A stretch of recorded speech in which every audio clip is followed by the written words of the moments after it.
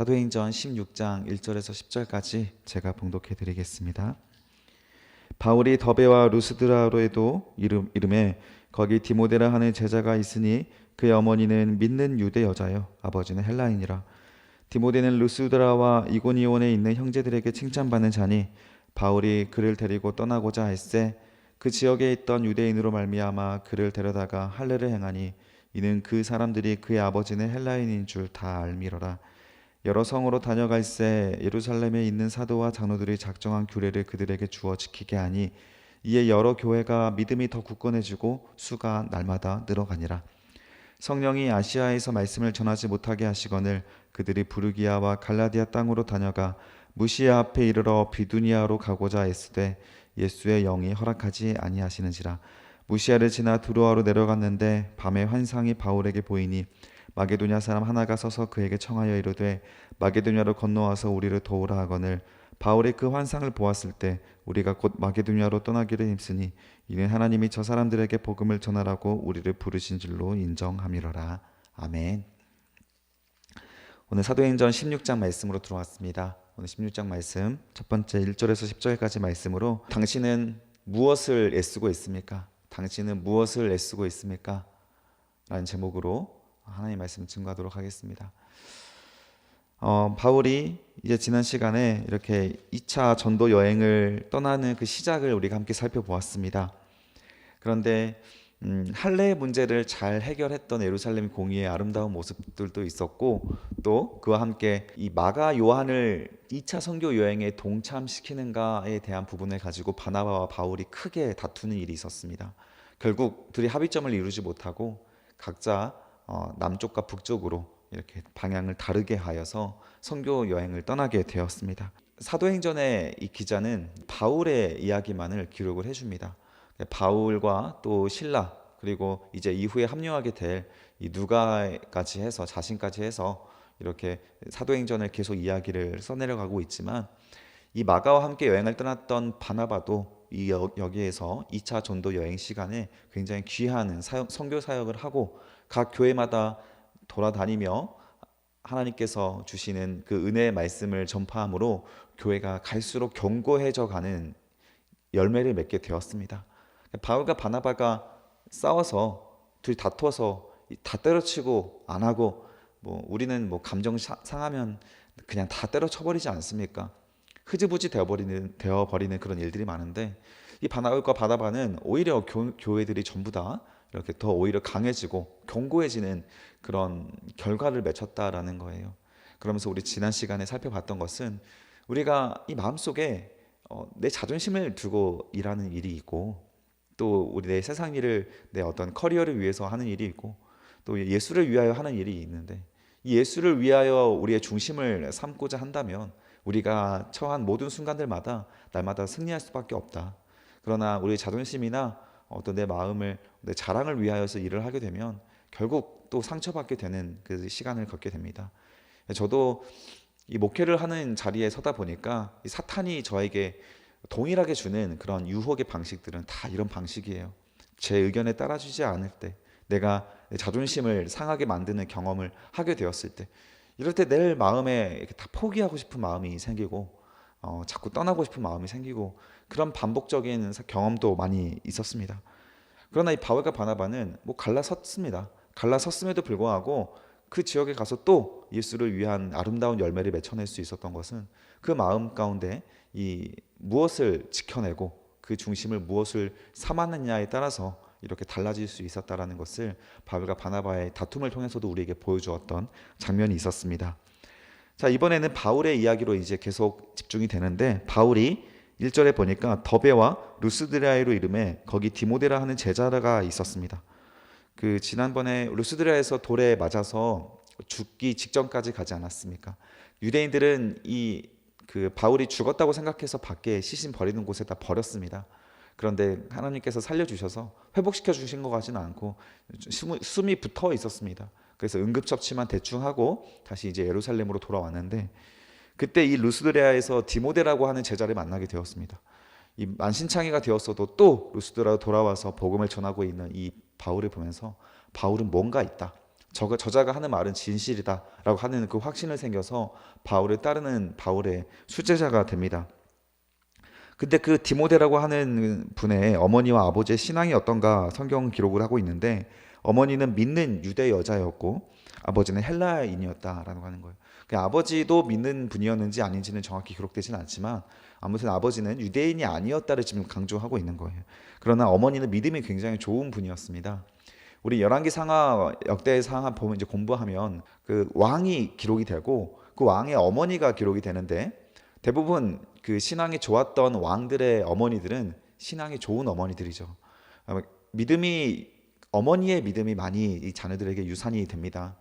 어머니의 마음의 중심이 자녀들에게 많이 흘러가기 때문에 이 디모데의 어머니는 굉장히 훌륭한 믿음의 사람이었다, 이렇게 성경이 기록을 하고 있어요. 더군다나 유대인이었다. 그래서 유대인이었다가 또 복음을 듣고 주님께 돌아온 정말 귀한 여인이었다라는 것이죠.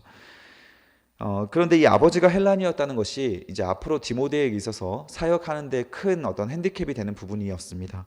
따라서 2절에 보니까 디모데는 루스드라와 이고니온에 있는 형제들에게 칭찬받는 자였다. 디모데의 성품도 좋은 사람이었는데 3절에 보니까 바울이 그를 데리고 떠나고자 했세 그 지역에 있던 유대인으로 말미암아 그를 데려다가 할례를 행하니 이는 그 사람들이 그의 아버지는 헬라인인 줄 다 알미라.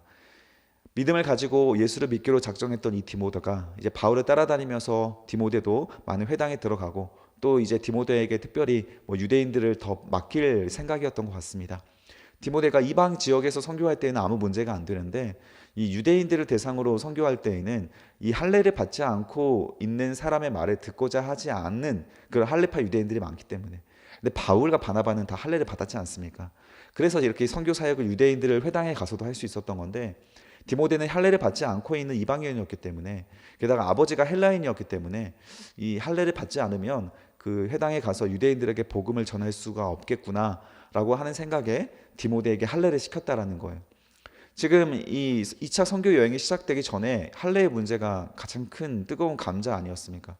거기에다가 이 마가 요한을 합류시키는 일도 이 할례 문제 때문이었던 것 같은데, 여기에서 디모데를 할례를 시키는 이 바울의 모습을 어떻게 생각해야 한다고 했습니까?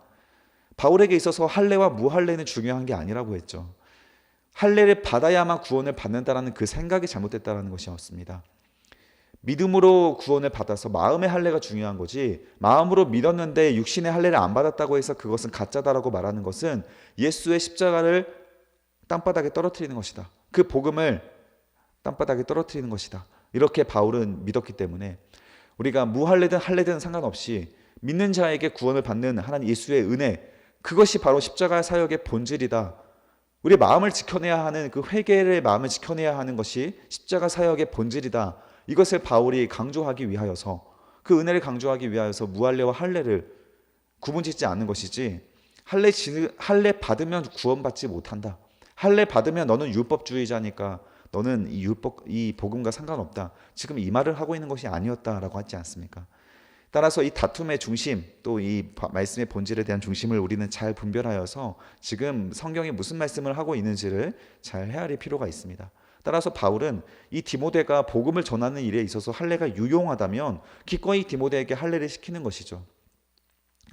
따라서 복음을 전하는 그 사역, 은혜를 전하는, 예수를 전하는 그 사역이 가장 우선이 되어 있기 때문에 이렇게 할례도 이용할 수가 있는 것입니다. 심지어 바울은 자기가 로마 시민권자다라고 하는 것도 그 시민권에 대한, 당시에 로마 시민권을 가진 사람들은 두려워했지 않습니까? 그 다음 시간에 볼 내용인데, 그 로마 시민권이라고 한 것도 사용을 해서 복음을 전하고, 또 심지어 자기는 바리새인 중에 바리새파, 그리고 이 가말리엘의 수하였다는, 지금 자기는 전혀 자랑하지 않은 정말 부끄러운 과거지만 그것도 복음을 전하는 데 있어서 사용한다라는 거예요. 왜냐하면 그것을 좋게 여기는 사람들이 있으니까, 그거를 존경하는 사람이 있으니까. 그 사람들을 위하여 기꺼이 그 껍데기들도, 의미 없는 껍데기도 이 복음을 위하여 사용한다라는 거예요. 마음의 중심이 무엇에 있냐에 따라서 우리가 껍데기들을 우리한테 필요하게 되는 것이지, 마음의 중심이 없이 그 껍데기만 채워가려고 하는 사람들이 늘 문제인 거죠. 그런 사람들이 늘 교만해지고, 그런 사람들이 늘 이렇게 사탄의 수하가 되어서 사탄에게 참 이렇게 이용당하는 안타까운 사람들이 되는 겁니다. 4절에 이 바울이 돌아다니면서 신라와 함께 여러 성으로 다녀갈새 예루살렘에 있는 사도들과 장로들이 작정한 규례를 그들에게 주어 지키게 했습니다.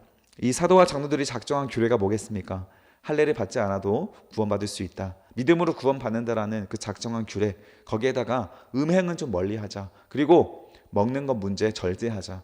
이 두 가지만 지키는 것을 작정한 규례를 이 교회들에게 선포하고 다녔습니다. 그때 5절에 보십시오. 이에 여러 교회가 믿음이 더 굳건해지고 수가 날마다 더해지더라. 늘어나더라. 자, 우리는 교회 부흥을 다 원합니다. 저도 원하고 우리 교회도 원하지 않습니까? 근데 어느 순간에 이 사도행전에서 올바른 부흥을 말하고 있는지를 유념해 봐야 합니다. 껍데기가 늘어나는 것은 결코 부흥이라 말하지 않습니다. 공동묘지의 묘지가 늘어나는 것을 부흥이라고 말하지 않습니다. 우리는 깨어있는 제자가 늘어났을 때 회개하고 예수의 말씀을 듣고 그 말씀으로 제자가 늘어나는 것을 성경에서는 늘 이 수가 늘어나는 올바른 부흥이라고 증거하고 있습니다. 따라서 우리도 이 아침을 깨워서 말씀을 보는 이유는 우리도 부흥하기 위함이에요. 이 말씀으로 깨어서 제자가 되는 사람이 한 사람이라도 더 늘어나는 것이 곧 부흥이기에 그 부흥을 위하여 우리가 이 아침을 깨우는 것이고 이 고난주간에 이렇게 빨갛게 우리가 절기의 상징을 세우면서 표시하면서 이 고난주간을 더 의미 있게 보내기 위하여 또 우리가 이렇게 노력을 하고 있는 것입니다. 결국 이 우리가 진정한 제자가 되기 위하여서 이 복음을 통하여서 복음을 받아들이고 하나님 말씀을 믿고 회개하는 그 진정한 제자가 되기 위하여서 우리가 이렇게 달려가고 있는 시간인 것이죠.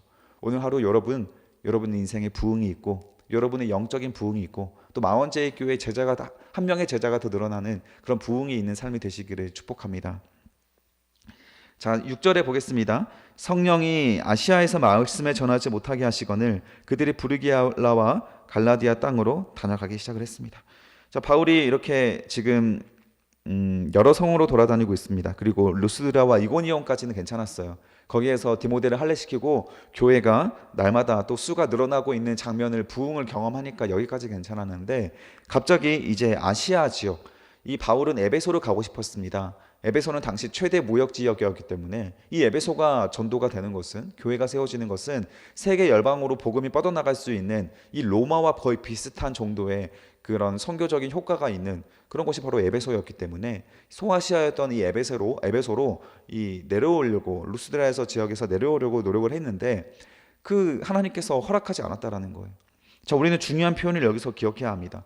성령이, 강조 표시하십시오. 6절의 처음에 성령이 말씀을 전하지 못하게도 하실 수 있습니다.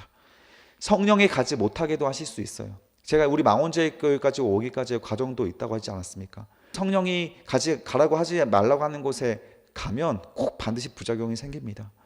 따라서 우리는 우리의 인생 가운데 길이 막히는 그 빨간불도 의미 있게 봐야 하는 거예요. 신호등에서 파란불만 하나님의 응답이 아니라 노란불, 빨간불도 다 하나님의 응답입니다. 따라서 그냥 마음의 중심에 예수를 두고 살아가면 이런 실패조차 바울처럼 의미 있게 사용할 수가 있는 거예요. 여러분 인생에 답답한 브레이크가 있습니까? 자꾸 앞으로 전진하고 치고 나가야 할 때 자꾸 정지 신호를 주실 하나님의 신호를 받으십니까? 그 자체가 하나님의 음성입니다. 그 자리에서 할 일이 있는 것입니다. 잠시 멈춰서 하나님께서 어디로 가라고 하는지 다시 한번 점검하는 거예요. 그 시간을 위하여 이 아침 시간을 사용하고 있는 겁니다. 여러분들이 올바른 길을 선택할 수 있도록 이 말씀을 통해서 여러분 하나님의 빨간불조차 의미 있게 사용하실 수 있는 지혜자가 되시길 바랍니다. 그래서 그들이 블루기아와 갈라디아 땅으로 일단은 돌아다니고 있을 때 7절에 보니까 무시아 앞에 이르러 비두니아로 가고자 애쓰되 또 예수의 영이 허락하지 않았다. 자, 비두니아로 가고자 애쓰되 보십시오. 거기 동그라미 쳐주십시오. 오늘 말씀 제목입니다. 당신은 무엇을 애쓰고 있습니까? 무엇을 애쓰고 있습니까? 자, 바울이 복음을 전하기 위해서 애쓰고 있었습니다. 그리고 비두니아 지역으로 가기 위해서 애쓰고 있었고 가서 바울이 관광하러 가는 거 아니지 않습니까? 가서 뭐 돈 벌러 가는 것도 아니지 않습니까? 그냥 복음을 전하러 가는 건데 왜 자꾸 하나님이 막으시는 거예요? 그러나 바울은 복음을 전하는 일에 애썼기 때문에 이 예수의 영이 허락하지 않는 것을 더 예민하게 받아들일 수 있었고 그렇다면 바울의 이 노력이 예수를 전하는 노력이었는데 예수께서 허락하지 않으면 멈추면 되는 겁니다. 이게 바울에게 절망할 이유는 아니에요. 물론 바울이 마음이 뜨끔하긴 했을 겁니다. 왜냐하면 크게 싸우고 출발했던 선교 여행 아닙니까? 기도를 열심히 하고 합력하여 선을 이루어도 될까 말까 하는데 분쟁하고 싸우고 떠났던 선교 여행이니까 그래서 하나님께서 나를 잠깐 쉬게 하시는 건가, 이런 회개의 마음도 들었을 것이지만 바울은 어쨌든 중심이 예수에게 있기 때문에 일단 여기서 나를 사용하지 않으신다면 잠시 멈출 수 있는 여유도 있다라는 거예요. 여러분, 잠시 멈추는 거 두려워하지 마십시오. 우리가 평생 하나님께서 우리의 인생 가운데 마지막까지 그냥 주님과 동행하고 정결하게 사는 것에 힘쓰면 되는 것입니다. 그러면 조금 빠르든 느리든 그 올바른 길이 가장 빠른 길입니다. 올바른 길이 가장 확실한 길입니다. 여러분, 그 길을 따라가기 위해서 노력하시면 됩니다. 그래서 8절에 바울이 이런 선택을 하죠. 무시아를 지나서 두로아로 내려가는데, 이 두로아는 유럽 지역이거든요. 결국 아시아를 떠나서 유럽으로 넘어갑니다. 그래서 9절에 보니까 밤의 환상이 바울에게 보이니, 밤의 환상이 드디어 바울에게 보이니 마게도냐 사람 하나가 서서 그에게 청하여 이르되 마게도냐를 건너와서 우리를 도우라 하거늘. 10절에 바울이 그 환상을 보았을 때 우리가 곧 마게도냐로 떠나기를 힘쓰니 이는 하나님이 저 사람들에게 복음을 전하라고 우리를 부르신 줄로 인정함이로라. 기다렸더니 무엇이 보입니까? 길이 보입니다. 기다렸더니 하나님의 인도하심이 보입니다. 잠시 멈춰서는 것, 잠시 빨간불 앞에 정지해 있는 것, 여러분 그것을 두려워하지 마시고 올바른 길을 가기 위하여 주신 하나님의 잠시 쉼이라고 생각하시고 그 시간을 보내시길 바랍니다. 모세는 40년 동안 왕궁 생활을 했을 때 그때가 가장 많은 일을 할 수 있을 때였습니다. 가장 그 권력을 이용해서 하나님의 나라를 위해 많은 일을 할 수 있었지만 하나님이 그때 모세에게 주신 그 시도는 빨간불이지 않았습니까? 무려 몇 년 동안 빨간불이었습니까? 40년 동안 빨간불이었습니다. 광야에서 지낸 시간은 40년, 왕궁에서 지난 시간이 40년이기에 그 왕궁에서 누렸던 그 모든 권력들을 다 잃어버리고 다시 제로 포인트를 만드는 시간으로 40년을 사용하신 거예요. 하나님의 기다림의 시간은 상상 이상으로 길 수도 있습니다. 그러나 모세가 결국 무엇을 했습니까? 결국 이스라엘 백성들을 그 애굽에서 출애굽시키는 위대한 리더가 되지 않았습니까? 하나님의 역사는 이런 방식으로 이루어지는 것입니다. 하나님의 때를 기다리시는 여러분 되시길 바랍니다.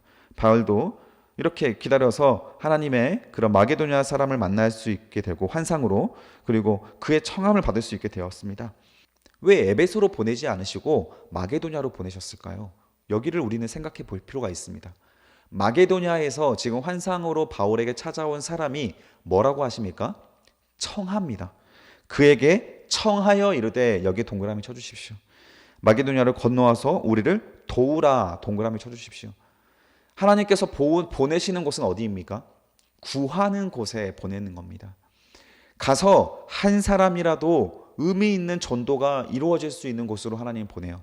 그 의미 있는 전도는 당연히 하나님을 찾고 기다리고 있는, 그 복음을 기다리고 있는 사람입니다. 그 한 사람을 위해서 보내시는 거예요. 여러분 마온 제2교회 그 한 사람을 위해서 저를 보내셨다고 믿습니다. 그래서 요즘에 좀 힘이 들긴 하지만 여러분, 저 인내할 수 있습니다. 그래도 한 사람, 두 사람 반응을 보이는 사람이 있거든요. 그런 사람을 위하여서 저를 보냈다 생각하면 여러분, 이 시간이 저에게 얼마나 가치 있게 다가오는지 아십니까? 대부분의 사람들이 말씀을 듣지 못해도 그 한두 사람이 세워지는 것으로 기적은 일어나는 것이기에 여러분들이 그런 복을 누리는 사람이 되었으면 좋겠습니다. 그 한두 사람이 되십시오. 저와 여러분의 만남에 있어서 이 마게도냐의 만남이 되기를 여러분, 저는 확신합니다. 그렇게 믿음으로 왔습니다. 나를 도우십시오. 우리를 도우십시오. 이런 간절함이 있는 사람, 그 기도가 있었기에 여러분과 저의 만남이 있었다고 확신하시면 됩니다.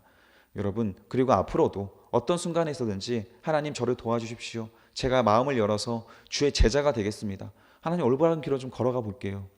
그런 기도로 하나님 앞에 간절히 나아간다면 반드시 이런 바울과 마게도냐 사람들의 만남과 같은 그런 만남을 갖게 됩니다. 바울이 그 환상을 보고 나서 또 곧바로 10절에 보니까 우리가 곧바로 준비가 되어 있죠.